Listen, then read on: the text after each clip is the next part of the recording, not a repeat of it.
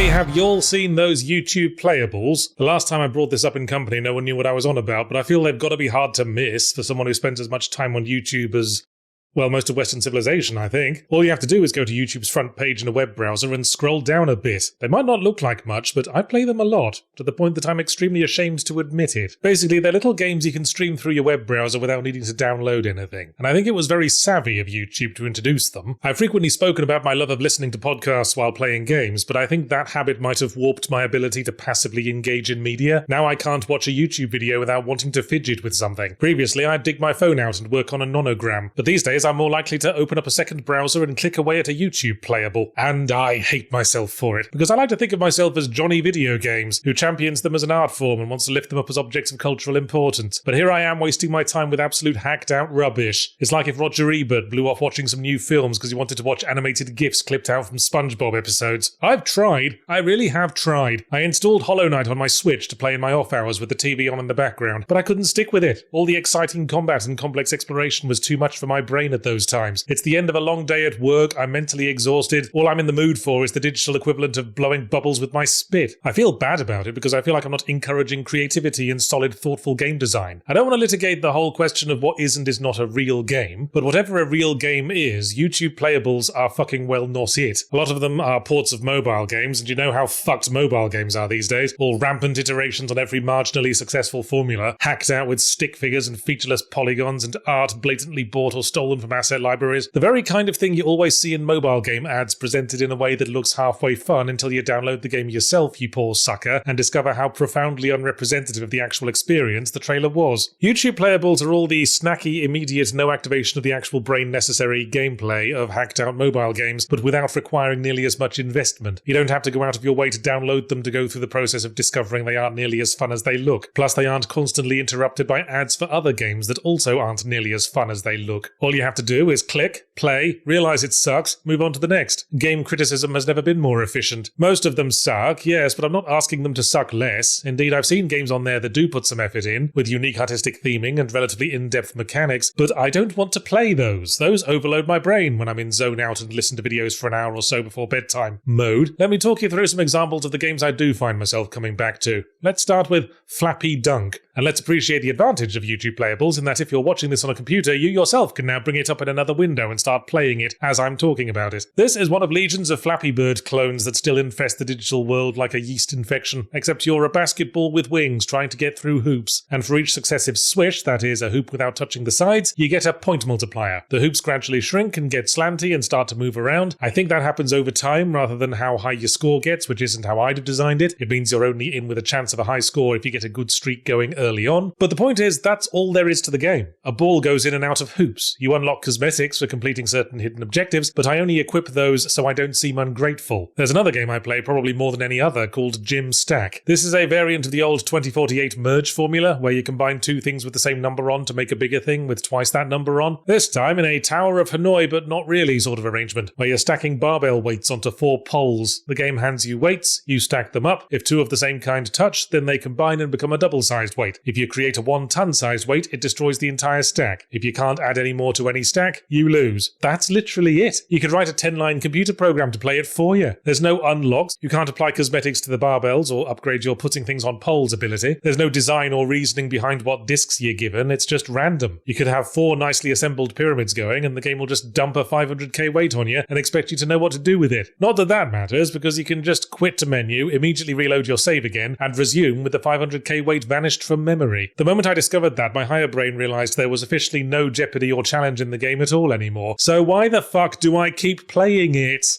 I play another game called Attack Hole. This one doesn't even have the virtue of recording a high score for you to beat. It just stops after you complete the available levels and starts all over again. In a nutshell, it's the Donut County mechanic where you control a hole that gets larger as it absorbs objects, but in this case in a vast empty plane containing nothing but a bunch of forms of ammunition that look very distinctly like Unity store assets. You have a brief time limit to suck in as many bullets as you can, and then a big robot drops down and you fire the bullets you acquired at it in the hopes of chipping its health away. And this game, bluntly, sucks ass. Controls like dog shit. I think it's designed for mobile screens and has trouble adapting to the mouse. Firing the different ammo types by holding down one button after another. There's so many better ways that could have been done. And when you kill the robot, it just falls over in the most pathetic manner imaginable. And it's so lame. And I hate it. And I keep fucking playing it. And then I hate it even more. Perhaps I should stop beating myself up for playing these games and try to think about what value we can extract from all of this. Well, I'd say there's two lessons to be learned. Firstly, these games are a crash course in the absolute fundamentals of game design, which is to say the primary gameplay loop. If by playing these games I can gain an understanding of all the little factors that make it so compelling to watch bullets fall in a hole, or an entire stack of gym weights get pounded into the floor like a big old chunk of Swiss cake roll disappearing into my mouth, then perhaps we can put these lessons into the design of our own primary gameplay loops, and the time wasn't wasted at all. Was it?